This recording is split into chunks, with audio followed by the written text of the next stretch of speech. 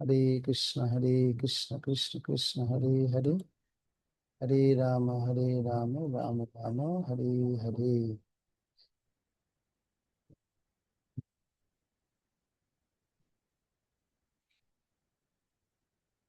আমরা আজকে তাহলে অবতার সম্পর্কে শুনবো।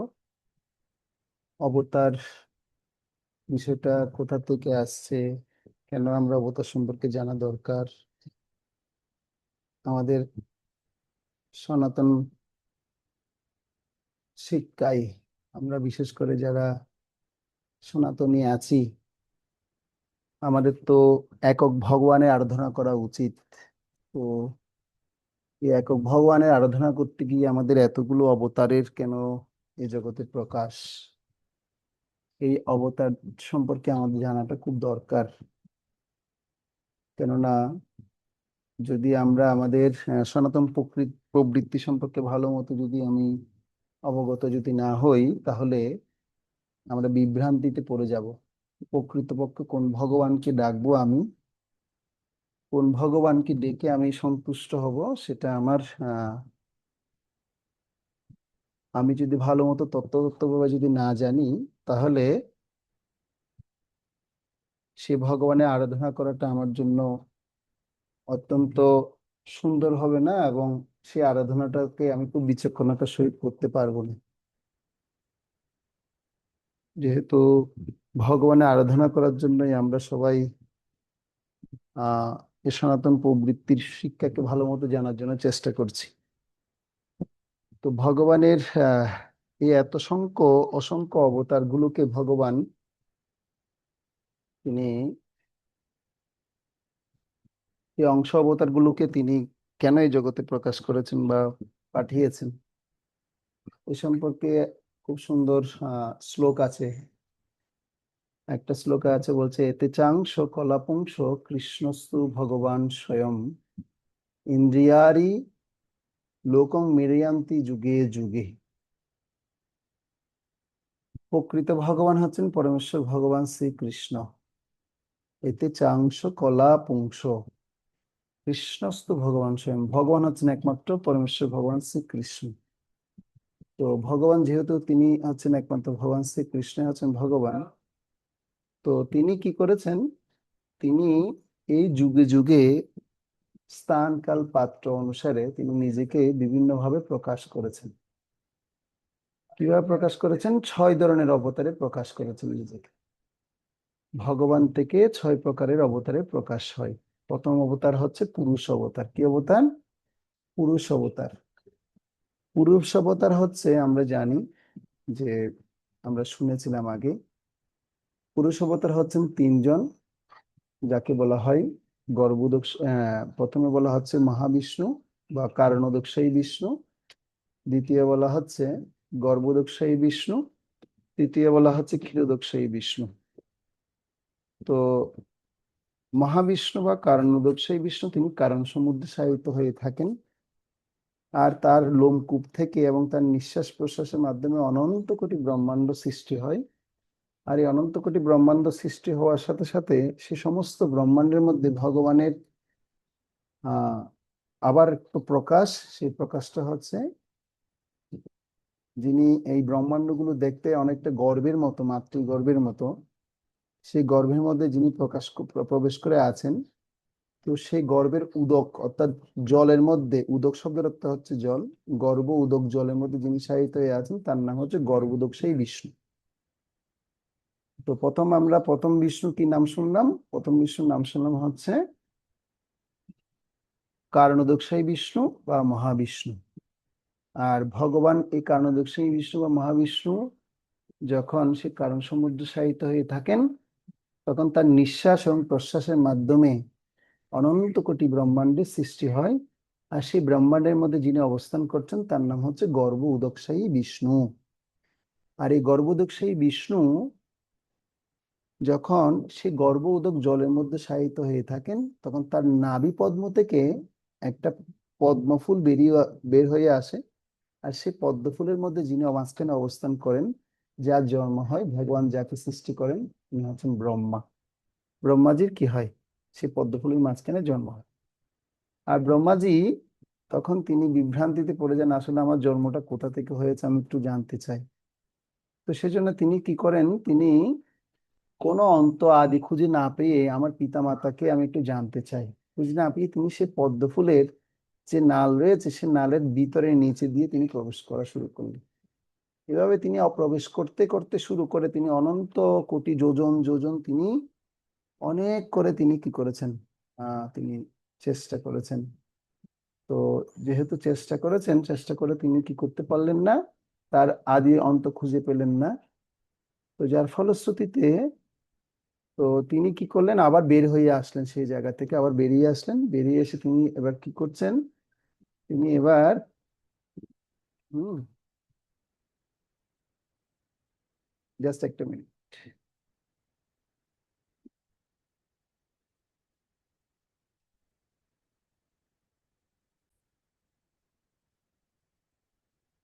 তাহলে আমরা আলোচনা করছি হচ্ছে পুরুষ অবতার। পুরুষ অবতারের মধ্যে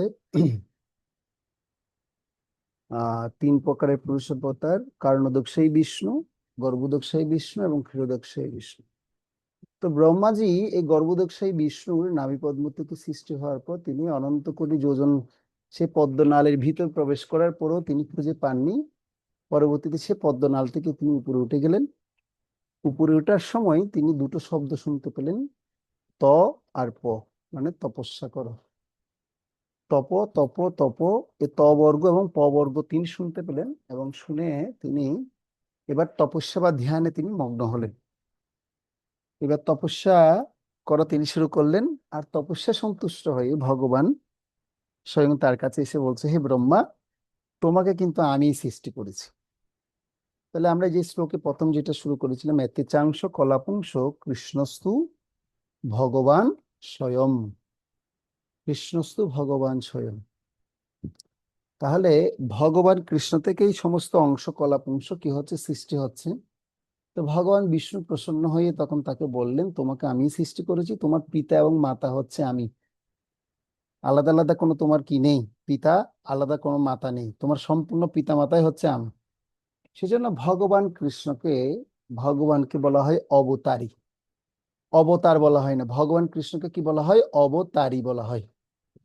অবতারী কেন বলা হয়, কারণ তার কাছ থেকেই সমস্ত জগতের সমস্ত সৃষ্ট জীব, সমস্ত দেবতা, সমস্ত দানব সব কিন্তু ভগবান থেকে সৃষ্টি হয়েছে।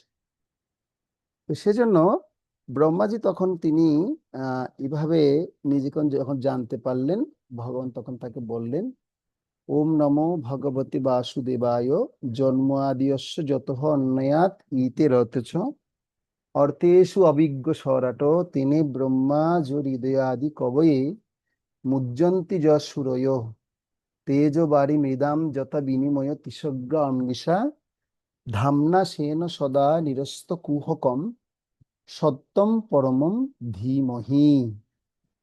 তো ভগবান ব্রহ্মার হৃদয়ে প্রথম এই বৈদিক জ্ঞান এবং প্রথম তিনি এই সৃষ্টির পুরো রহস্য তিনি জানেন।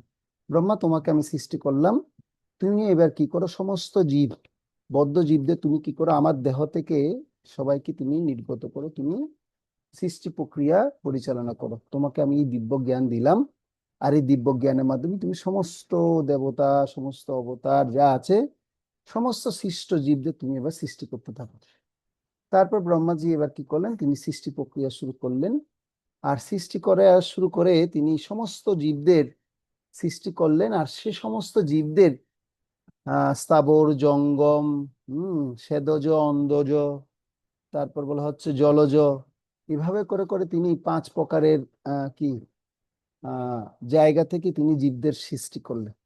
সৃষ্টি করার পর এবার তারপর কি হলো, এবার সমস্ত সৃষ্টির জীবের হৃদয়ে ব্রহ্মাজি ভগবান বললেন, ভগবান ব্রহ্মাজিকে বললেন যে সমস্ত জীবের হৃদয়ে কিন্তু আমি অবস্থান করব। কিভাবে, মামৈবংশ জীবলোকে জীবভূত সনাতন, আমি প্রত্যেক জীবের হৃদয়ের মধ্যে অংশরূপে আমি প্রত্যেক জীবের হৃদয়ে অবস্থান করব। তো এগুলো আরো অনেক ডিটেলস বা এবং অনেক কিছু আছে, আমি আপনাদেরকে অত ডিটেলস বলছি না। আমি শুধুমাত্র আপনাদের কি বলছি, আহ আমি শুধুমাত্র আপনাদের যতটুকু আপনাদের এই মাত্র জ্ঞানে যতটুকু আপনারা ধরতে পারবেন সেই বিষয়টা শুধুমাত্র আমি উল্লেখ করছি। পরবর্তীতে আমাদের যখন ভাগবতম ক্লাস হবে, ভাগবত কোর্স যখন হবে, তখন আপনারা সেই ভাগবত কোর্সে যখন অংশগ্রহণ করবেন, ভক্তি বৈভব কোর্সে এই বিষয়ে বিশাল বিস্তারিত বর্ণনা রয়েছে। সে বর্ণনা আপনি শুনতে পাবেন।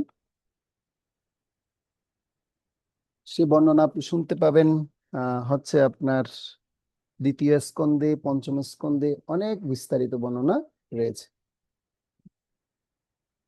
তো এখন ব্যাপার হচ্ছে, ব্রহ্মাজিকে সৃষ্টি করার পর ব্রহ্মাজি সমস্ত জীবদের সৃষ্টি করলেন, আর সমস্ত জীবদের হৃদয়ে যিনি অবস্থান করছেন সেই বিষ্ণুর নাম হচ্ছে ক্ষীরোদোক্ষায়ী বিষ্ণু। কি বিষ্ণু? ক্ষীরোদোক্ষায়ী বিষ্ণু। তাহলে আমরা তিন বিষ্ণুর পরিচয় পেয়ে গেলাম। প্রথম হচ্ছে আমরা কারণোদোক্ষায়ী বিষ্ণুকে পেলাম। তার দেহের লোমকূপ থেকে অনন্ত কোটি ব্রহ্মাণ্ড সৃষ্টি হয়। ব্রহ্মাণ্ডগুলো দেখতে কিসের মতো? ব্রহ্মাণ্ডগুলো দেখতে গর্ভের মতো। আর সে গর্ভ উদক, উদক মানে জল, সে গর্ভ উদক জলে যিনি শায়িত হয়ে আছেন, যিনি অবস্থান করছেন, তিনি হচ্ছেন গর্ভোদকশায়ী বিষ্ণু। আর এই গর্ভোদকশায়ী বিষ্ণু সমস্ত ব্রহ্মাজির সৃষ্ট জীবদের মধ্যে, হ্যাঁ, অবস্থান, আহ সমস্ত জীবদের মধ্যে ভগবান যিনি অবস্থান করছেন তাকে বলা হচ্ছে ক্ষীরোদকশায়ী বিষ্ণু, বা যিনি পরমাত্মা রূপে প্রত্যেক জীবের মধ্যে অবস্থান করছেন। ভগবদ গীতায় আমরা একটা শ্লোকে দেখতে পাই, গতির ভর্তা প্রভু সাক্ষী নিবাস শরণম সুরিত। আমি হচ্ছে গতি, ভর্তা, প্রভু এবং সাক্ষী। সমস্ত জীবের গতি হচ্ছে কিন্তু আমি, সমস্ত জীবের প্রভু হচ্ছে আমি, এবং সমস্ত জীবের সাক্ষীও কিন্তু আমি। তো যত জীব আছে সমস্ত জীবের কর্তব্য হচ্ছে আমার স্মরণ গ্রহণ করা, ভগবান ভগবদ্গীতা বলছে। তো সেজন্য তখন এই যে আপনার আমরা পরিধি দেখতে পাচ্ছি যে প্রথম শুধু পুরুষ অবতার কথা শুনতে গিয়ে আমরা এত বিস্তৃত বর্ণনা পেলাম। এভাবে প্রথম অবতারের কথা আমরা শুনলাম, তাই না, এরকম আরো 5 প্রকারের অবতার ভগবান থেকে সৃষ্টি হয়। কি কি আছে? পুরুষ অবতার, গুণা অবতার, লীলা অবতার, যুগা অবতার, মন্বন্তর অবতার এবং সপ্তাবেশ অবতার। কটা বললাম? 6টা। পুরুষ অবতার, গুণা অবতার, লীলা অবতার, মন্বন্তর অবতার এবং সপ্তাবেশ অবতার। এই ছটাকে, এই 6টা অবতার ভগবান থেকে কি হয়েছেন? সৃষ্টি হয়েছেন। তো এত ডিটেলস আমরা আজকে আলোচনা করব না। আমরা যে মুখ্য আমরা শুধু শুনি আমাদের অবতারগুলোর নাম বলুন দেখি। তো আমরা সব সময় শুধু লীলা অবতারদের নামগুলোই শুনি, সেই লীলা অবতারদের কথাগুলোই আমরা একটু করে শুনবো। তো লীলা অবতার কারা রয়েছেন, কতজন লীলা অবতার রয়েছেন, সেই লীলা অবতারের কথা আমরা দেখতে পাই এবং আমরা শুনতে পাই। যেটা বর্তমানে আমরা যে মন্বন্তর চলছে, সেই মন্বন্তরের মধ্যেই এই সমস্ত লীলা অবতাররা প্রকাশিত হয়েছেন, হয়ে তারা আমাদের মাঝে, হ্যাঁ, বিভিন্ন চরিত্র রূপে তারা এসেছেন। কেন এসেছেন? তারা বিভিন্ন স্থান, কাল, পাত্র অনুসারে ভগবান এই জগতে তিনি ধর্মকে সংস্থাপন করার জন্য এই সমস্ত অবতারদের প্রেরণ করেন। তাহলে এখন বলতে পারেন, প্রভু, তাহলে আমাদের এই সমস্ত অবতারগুলোকে প্রেরণ করার উদ্দেশ্য কি? উদ্দেশ্য হচ্ছে একটাই, পরিত্রাণায় সাধুনাং বিনাশায় চ দুষ্কৃতাং ধর্ম সংস্থাপনার্থায় সম্ভবামি যুগে যুগে। তিনি যুগে যুগে অবতীর্ণ হন সাধুদেরকে পরিত্রাণ করার জন্য, অধর্মকে নাশ করে বর্ণাশ্রম ধর্মকে রক্ষা করার জন্য।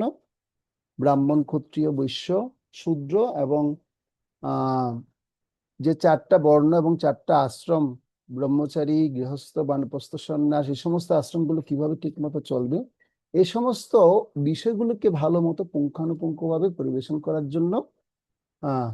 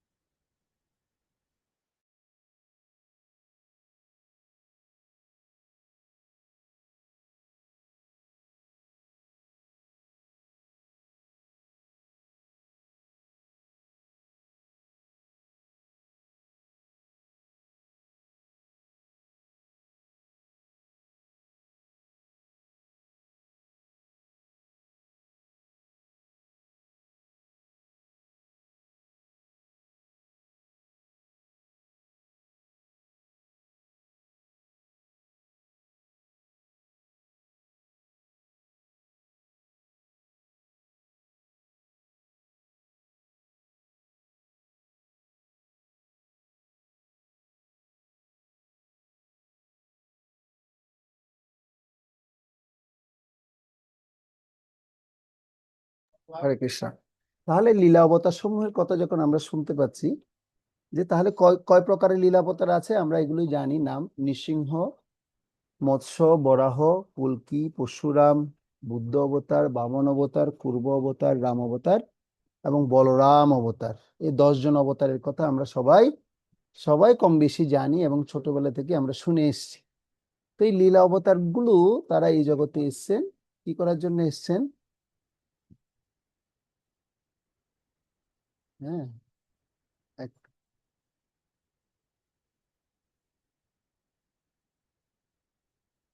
এই জগতে এই সমস্ত লীলা অবতাররা যে প্রকাশিত হয়েছেন, তো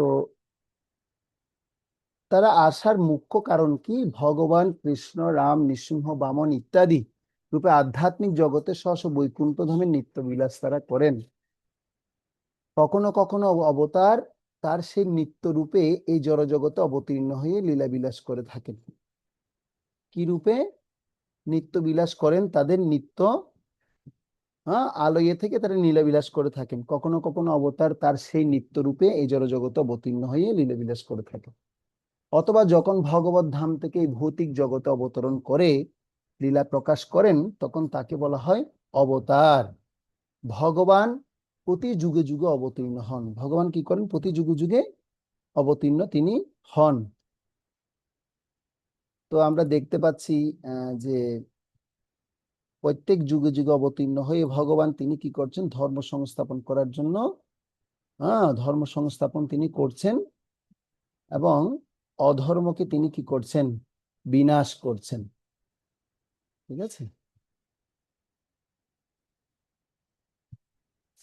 ধর্ম সংস্থাপন করছেন এবং অধর্মকে কি করছেন? বিনাশ করছেন।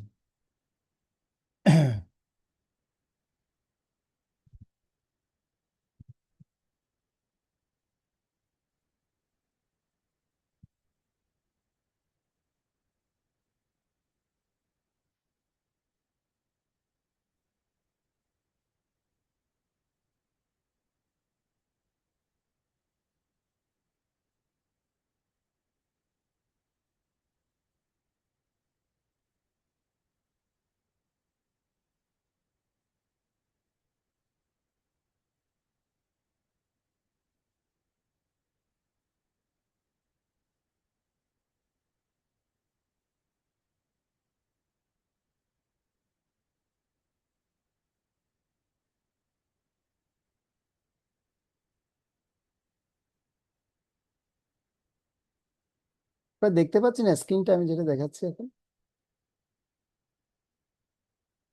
আশা করি দেখতে পাচ্ছেন, না? এখন দেখা যাচ্ছে?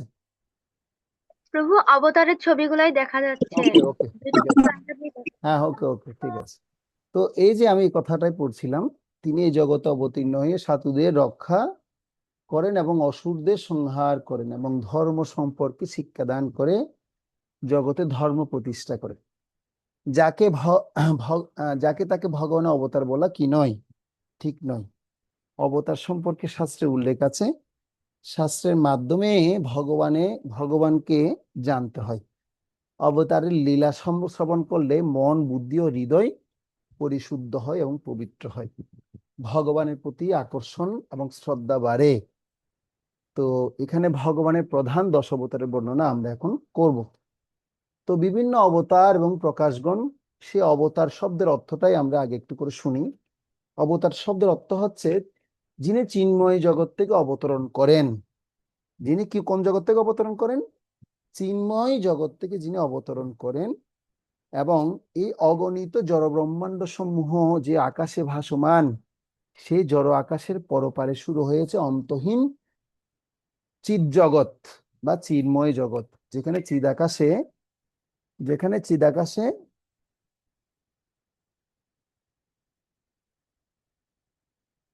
যেখানে চিদাকাশে চিন্ময় আকাশে অসংখ্য অপাকৃত পরম দিব্য মহাবিভূতময় বৈকুণ্ঠ লোকসমূহ ভাসমান।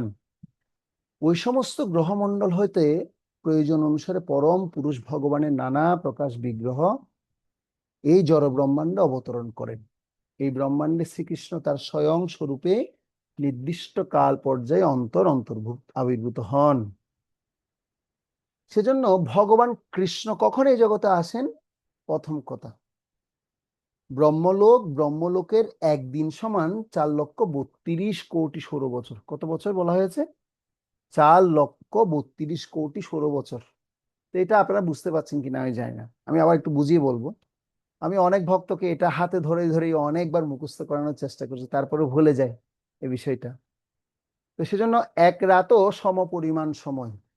ব্রহ্মার একদিনকে বলা হয় এক কল্প, এবং এই রকম কল্পে সত্য, ত্রেতা, দাপর, কলি, এই 4টি যুগ বা চতুর্যুগ 1,000 বার আবর্তিত হয়। এক কল্প আবার 14 জন মনুর শাসন অধীনে থাকে।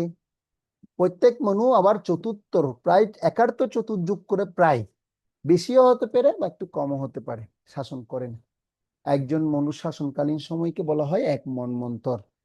ভগবান শ্রীকৃষ্ণ তার স্বয়ং রূপে প্রতি কল্পে সপ্তম মন্বন্তরে 28তম চতুর্যুগে দাপরে আবির্ভূত ভগবান হন।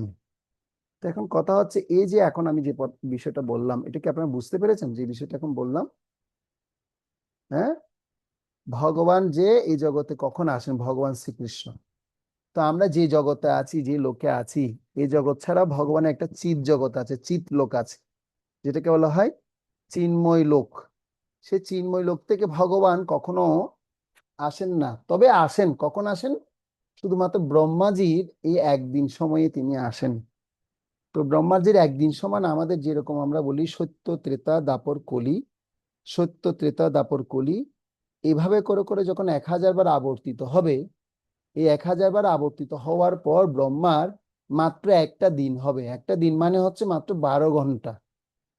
আবার সত্য, ত্রেতা, দাপর, কলি, সত্য, ত্রেতা, দাপর, কলি, এভাবে করে করে যখন আবার হিসাব করবেন, আবার 1,000 বার আবর্তিত হলে ব্রহ্মার হবে রাত, মানে 12 + 12 মানে 24 ঘন্টা। তাহলে কি হবে আপনার? দিন রাত মিলে 2,000 বছর আবর্তিত হবে। তো ভগবান কখন আসেন? এই 1,000 বার আবর্তনের সময়, আবর্তিত হওয়ার সময় ভগবান শ্রীকৃষ্ণ স্বয়ং তিনি কোথা থেকে আসেন? তিনি চিৎ জগৎ থেকে তিনি এই জগতে আসেন। তা আবার কখন? এই ব্রহ্মার এই একদিন সময়ের মধ্যে 14 জন মনু শাসন করেন। এক এক মনু শাসনকালীন সময়কে বলা হচ্ছে, তারা এক একজন মনু যখন শাসন করেন, তখন তারা সত্য, ত্রেতা, দাপর, কলি, সত্য, ত্রেতা, দাপর, কলি, এভাবে করে করে তারা 71 যুগ, প্রায় প্রায় 71 যুগের থেকে বেশি পায় বা কম পায়, এরকম একটু 19-20 হবে, নাহলে আপনি হিসাব মিলাতে পারবেন না। ঠিক আছে? তো এই 71 যুগ চতুর্যুগ, যে এই 71 চতুর্যুগ তারা পায়, 71 চতুর্যুগের মধ্যে সবার সমস্ত মনু শাসনকালীন সময় ভগবান আসেন না। এভাবে করে করে প্রথম মনু, দ্বিতীয় মনু, তৃতীয় মনু, চতুর্থ মনু, এভাবে যখন সপ্তম মনু যখন আসে, আমাদের যে বর্তমান মনুর নাম হচ্ছে বৈবস্বত মনু। আমরা অত্যন্ত সৌভাগ্যবান এবং সৌভাগ্যবতী, কেননা আমরা এই বৈবস্বত মনু শাসনকালীন সময়ের মধ্যে এ দাপরে ভগবান শ্রীকৃষ্ণ স্বয়ং তিনি তার চিৎ জগৎ থেকে, চিদ্ধাম থেকে তিনি কোথায় আসেন? তিনি এই জগতে আসেন। এই সপ্তম মনু যখন শাসনকালীন, যখন কি হবে, আহ সপ্তম মনু শাসনকালীন যখন চলবে, এর মধ্যে আবার সত্য, ত্রেতা, দাপর, কলি যখন একবার দুবার করে করে যখন 28তম চতুর্যুগ যখন আসবে, সে চতুর্যুগে সে চতুর্যুগে ভগবান শ্রীকৃষ্ণ স্বয়ং তিনি কি করেন? ভগবান শ্রীকৃষ্ণ স্বয়ং তিনি এই জগতে আবির্ভূত হন। তাহলে অন্যান্য সময় তাহলে তিনি কি করেন? ওই অন্যান্য সময় এই অবতারদের অবস্থা, এই অবতারদের তিনি প্রেরণ করেন। ভগবান শ্রীকৃষ্ণ সেজন্য সব সময় তিনি এই জগতে আসেন না। কখন আসেন? তিনি শুধুমাত্র এই সময়টাতেই আসেন। ব্রহ্মার একদিন সমান 432 কোটি সৌরবছর, এক রাতও সমপরিমাণ সময়। ব্রহ্মার একদিনকে বলা হয় এক কল্প।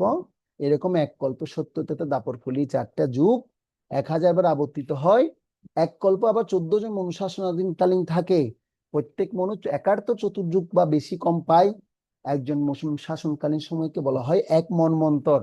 ভগবান শ্রীকৃষ্ণ তার স্বয়ং রূপকে তিনি কি করেন? প্রতি কল্পে সপ্তম মন্বন্তরে 28তম চতুর্যুগে দাপর, তাও আবার কি সত্য, ত্রেতা, দাপর, কলি, সত্য যুগে আসেন না, ত্রেতা যুগে আসেন না, কোন যুগে আসেন? এই দাপর যুগে ভগবান শ্রীকৃষ্ণ স্বয়ং তিনি চিৎ জগৎ থেকে, চিন্ময় জগৎ থেকে এই জগতে তিনি ফিরে আসেন, এই জগতে আসেন। কেন আসেন? তিনি তার যে প্রকৃত স্বরূপ কি সেটা প্রকাশ করানোর জন্য তিনি আসেন। কিন্তু এই ভগবান কৃষ্ণের এই প্রকৃত স্বরূপকে সবাই জানতে পারবে না। যারা সুমেধা সম্পন্ন, বুদ্ধিমান, অত্যাধিক বুদ্ধি সম্পন্ন, বুদ্ধিমতী যারা আছেন, বুদ্ধিমান যারা আছেন, তারাই শুধুমাত্র ভগবান শ্রীকৃষ্ণকে জানতে পারবে। ভগবান শ্রীকৃষ্ণ তার স্বয়ং রূপে প্রতি কল্পে সপ্তম মন্বন্তরে তিনি 28তম চতুর্যুগে আবির্ভূত হন। তাহলে আমরা দেখতে পাচ্ছি যে তিনি আবির্ভূত হচ্ছেন। তাহলে প্রথম আমরা যেটা দেখতে পাচ্ছি, ভগবান তিনি তখন আসেন, তাহলে অন্যান্য যুগের সময় বা বিভিন্ন সমস্যার সময় তখন তিনি কি করেন, বিভিন্ন অবতারদের তিনি পাঠান। অন্যান্য যুগে তিনি কি করেন, বিভিন্ন অবতারদের তিনি পাঠান। যেমন সত্য যুগে আমরা প্রথমে দেখি মৎস্য অবতার। মৎস্য অবতার কিভাবে আসে? পুরাকালে সত্যব্রত নামে এক ভক্ত রাজা ছিলেন। একদিন তিনি নদীতে তর্পণ করার সময় তার অঞ্জলিতে একটি ছোট্ট মাছ এসে গেল। মাছটি নিজেকে রক্ষা করার জন্য আর্তনাদ করছিল। তখন রাজা তাকে নিজের প্রাসাদে স্থান দিলেন। কিন্তু ধীরে ধীরে তা বিশাল আকার ধারণ করলো। ধীরে ধীরে কি করলো? বিশাল আকার ধারণ করলো। রাজা বুঝতে পারলেন এটা সাধারণ মাছ নয়। তিনি ভগবানের প্রার্থনা করতে লাগলেন। তখন মৎস্যের রূপধারী ভগবান তার প্রিয় যন্ত্রক সত্যব্রত মুনিকে বললেন, আমি একটি নৌকা পাঠাবো। প্রলয়ের সময় যখন সবকিছু ডুবে যাবে, তুমি সমস্ত জীব জন্তু, গাছপালা এবং শস্য ইত্যাদির বীজ নিয়ে সপ্ত ঋষিদের সাথে সেই নৌকায় বসে থাকবে। অবশেষে সেই দিনে এসে গেল। রাজা সত্যব্রতের চোখের সামনে সমস্ত পৃথিবী জলে ডুবতে লাগলো। সেই সাথেই তিনি দেখলেন নৌকা এসে গেল এবং তিনি ভগবানের নির্দেশ মতো সপ্ত ঋষিদের নিয়ে নৌকাতে চড়ে বসলেন। সেই সময় বিশাল সমুদ্র মৎস্য রূপ ধারণ করে ভগবান প্রকটিত হলেন। তারপর তিনি প্রলয় সমুদ্রে সত্যব্রতকে জনভক্তির উপদেশ দান করলেন। আমরা যেরকম দামোদর অষ্টকম গাই, দেখবেন দামোদর অষ্টকম লিখেছেন কে? সত্যব্রত মুনি। এই হচ্ছে সেই সত্যরাজের কথা বলা হচ্ছে। এই সত্যব্রত মুনি মানে হচ্ছে এই মুনি যিনি ভগবান মৎস্য অবতারের রূপ যিনি দর্শন করে সেই কল্পে এই পৃথিবীকে কি করেছিলেন, ভগবান মৎস্যরূপ ধারণ করে এই পৃথিবীকে প্রলয় করে আবার নতুন পৃথিবী জাগরণ করেছিলেন। হ্যাঁ, এরপরে আমরা দেখতে পাই কুর্ম অবতার। তো আপনারা এগুলোর অবতারদের কথা সবাই কম বেশি জানেন, আমি জানি সবাই কম বেশি জানেন আপনারা। তো এই কুর্ম অবতারের কথা কি বর্ণনা করা হচ্ছে? যে পুরাকালের কথা, দেবতা ও দানবেরা একসঙ্গে মিলিত হলেন ভগবানের নির্দেশে সমুদ্র মন্থন করবেন বলে। তারপর দেবতারা বলিকে নেতা হিসেবে নির্বাচিত করে এই যে পর্বত মন্থন করা তিনি শুরু করলেন। ঠিক আছে? এবং বাসুকি নাগকে দড়ি বানিয়ে দানবদের সঙ্গে সমুদ্র মন্থন শুরু করলেন। কিন্তু এই যে মন্দর পর্বত যেটা মন্থন করবেন, সে মন্দর পর্বত সমুদ্রে ডুবে যেতে লাগলো। তখন ভগবান বিশাল এক কর্ণের রূপ ধারণ করে, মানে এটা কুর্মের, এটা কর্ণের, এটা কুর্মের মানে কচ্ছপ, কচ্ছপের রূপ ধারণ করলেন। আর কুর্ম মানে হচ্ছে কচ্ছপ। এই কুর্ম হয়ে তিনি মন্দর পর্বতকে পিঠে ধারণ করলেন এবং সেই পর্বতকে ধারণ করার পর সমুদ্র মন্থন হলো। সে মন্থনের প্রথমেই উঠলো অত্যন্ত ভয়ঙ্কর বিষ। আর সেই বিষ পান করে শিবের নাম হয়ে গেল নীলকণ্ঠ, তিনি সেটা পান করলেন। এভাবে কামধেনু, উচ্চশ্রবা নামের ঘোড়া, ঐরাবত হাতি, কৌস্তুভমণি, কল্প বৃক্ষ, অপরাবৃন্দ, লক্ষ্মী দেবী, বারুণী, ধনুক, চন্দ্র, শঙ্খ, অতিস্তরী এবং সবশেষে সমুদ্র থেকে অমৃত উঠে এলো। আর এই অমৃতের জন্য দেবতা ও দানব দুই পক্ষকেই দাবি করতে লাগলো। তখন ভগবান নিজে এক বিচিত্র লীলা করে অমৃত দেবতাদের দিয়েছিলেন। অমৃত পান করে দেবতারা অমর হয়ে গেলেন। ফলে যুদ্ধে তারা বিজয়ী হলেন। তো বিজয়ী দেবতারা বারবার কুর্মরূপী ভগবানের স্মৃতি করতে লাগলেন। তাদের প্রতি প্রসন্ন হয়ে ভগবান বললেন, হে দেবগণ, ভগবানের আশ্রিত হয়ে অর্থাৎ ভগবানের শরণাগতি নিয়ে যারা কর্ম করে তারাই দেবতা এবং সুখ শান্তি অমৃতত্ব প্রাপ্ত হন। তাহলে আমরা এটা কুর্ম অবতারের কথা জানলাম। এবার হচ্ছে কি বরাহ অবতার। তো বরাহ অবতার সম্পর্কে কি বলছে দেখি, একজন পড়ুন তো। এলপি মাতাজি পড়তে পারবেন? পড়ুন তো দেখি। হরে কৃষ্ণ প্রভু, পড়বো। হ্যাঁ, পড়ো। বরাহ অবতার। ভগবান একবার প্রলয় জলে ডুবে থাকা পৃথিবীকে উদ্ধার করার জন্য বরাহ শরীর ধারণ করেছিলেন। কথিত আছে, মনুকে বললেন, তুমি ধর্মসম্মতভাবে পৃথিবীকে পালন করো, যজ্ঞ দ্বারা শ্রীহরির আরাধনা করো। মনু তখন বললেন, পৃথিবীকে তো অসুরেরা রসাতলে নিয়ে গেছে, আমি কি করব? পৃথিবীর অবস্থা শুনে ব্রহ্মা চিন্তিত হলেন। এমন সময় হঠাৎ তার নাক থেকে বুড়ো আঙুলের সমান একটি বরাহ বের হয়ে এলো। দেখতে দেখতে সেই বরাহ পর্বত প্রমাণ আকারে ধারণ করে গর্জন করতে লাগলো। ভগবানের মায়া বুঝতে পেরে ব্রহ্মা করজোড়ে তার স্তুতি করতে লাগলেন। তখন জগতের কল্যাণের উদ্দেশ্যে বরাহরূপী ভগবান সেই জলে ডুব দিলেন। একটু বাদেই তিনি জলমগ্না পৃথিবীকে নিজের দুই দাঁতের উপর নিয়ে রসাতল থেকে উপরে উঠে এলেন। তার কাজে বাধা সৃষ্টি করে মহাপরাক্রমশালী হিরণ্যাক্ষ জলের মধ্যেই গল্প নিয়ে তাকে আক্রমণ করেছিল। তিনি শিলাচলে হিরণ্যাক্ষকে এমন ভাবে বধ করলেন, সিংহ যেমন ভাবে হাতিকে বধ করে। জল থেকে উঠে এলে উপবানকে দেখে ব্রহ্মাশি সব দেবতা জোর হাতে তার স্তুতি করতে লাগলেন। হরে কৃষ্ণ প্রভু, প্রণাম।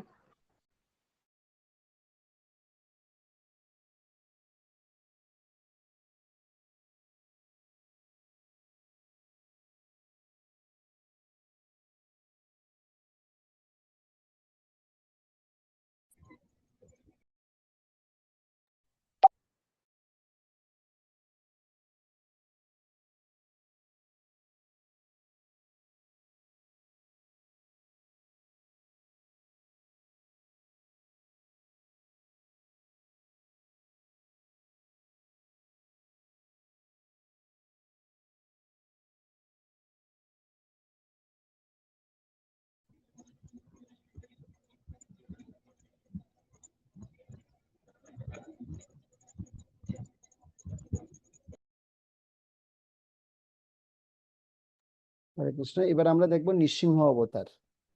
নৃসিংহ অবতারটা গীতা রয় মাতাজি পড়ুন তো, সাউন্ড অন করুন। হরে কৃষ্ণ প্রভু। হুম। হিরণ্যক নৃসিংহ অবতার। হিরণ্যক বধ হলে তার ভাই হিরণ্যকশিপু কুল্ল সে ভগবানের মহাশত্রুতে পরিণত হলো, কিন্তু তার পুত্র প্রহ্লাদ বিষ্ণু ভক্ত ছিলেন। অসুর বালকদের ধর্ম উপদেশ দেবার সংবাদ শুনে হিরণ্যকশিপুর আগে কাঁপতে লাগলো। সে প্রহ্লাদকে অনেকবার মারার চেষ্টা করেও মারতে 38তম ব্যাচ পারেনি। না 38? তাকে জিজ্ঞেস করলো, তোর ভগবান কোথায় আছে? প্রহ্লাদ জমি সার্টিফিকেটটা দেখবো, ভিক্ষা চায়। আপনার সাথে তো লেখা আছে। তখন বামন না, ভিক্ষা চায়, ভিক্ষুক বেশে এসে উপস্থিত ছিলেন। তিনি বলির কাছে 3 পথ জমি ভিক্ষা চাইলেন। মাতাজি, ওইটা নৃসিংহ অবতার ছিল, এটা তো ব্রাহ্মণ অবতার চলে আসছে। এটা কি? ও, নৃসিংহ অবতারটা কোথায় চলে গেল? পরশুরাম এসে গেছে, একটার পর একটা এসেই যাচ্ছে। এই আসছে এতক্ষণে আসছে, আসলো। পড়ুন। হ্যাঁ হ্যাঁ, আসলো। অনেকবার মারার চেষ্টা করেও মারতে পারেননি। তাকে জিজ্ঞেস করলো, তোর ভগবান কোথায় আছে? প্রহ্লাদ বললেন, সর্বত্রই। এখানটা একটু দিন। তখন কশিপু সজোরে স্তম্ভে আঘাত করলো। সেই মুহূর্তে নৃসিংহ রূপধারী ভগবান আবির্ভূত হলেন। তার উপরের অংশ সিংহের মতো, নিচের অংশ মানুষের মতো। হিরণ্যকশিপুকে হত্যা করলেন। নিজের প্রিয় ভক্ত প্রহ্লাদকে রক্ষা করলেন। সর্বব্যাপক নৃসিংহ রূপধারী ভগবানকে আমরা সকলকে প্রণাম করি। হরে কৃষ্ণ ভগবান। প্রণাম প্রভু। আরে আমাকে প্রণাম করতে বলেনি, প্রণাম করতে বলছে ভগবান নৃসিংহদেবকে প্রণাম করতে ভগবান বলেছে। নৃসিংহদেবকে প্রণাম বললাম সেটা। আচ্ছা ঠিক আছে, হরে কৃষ্ণ, ধন্যবাদ। হরে কৃষ্ণ। ঠিক আছে, তাহলে আজকে আমরা নৃসিংহ অবতার পর্যন্ত শুনলাম। আজকের ক্লাসটা একটু আমাদের একটু অমনোযোগী হলো, তো আপনারা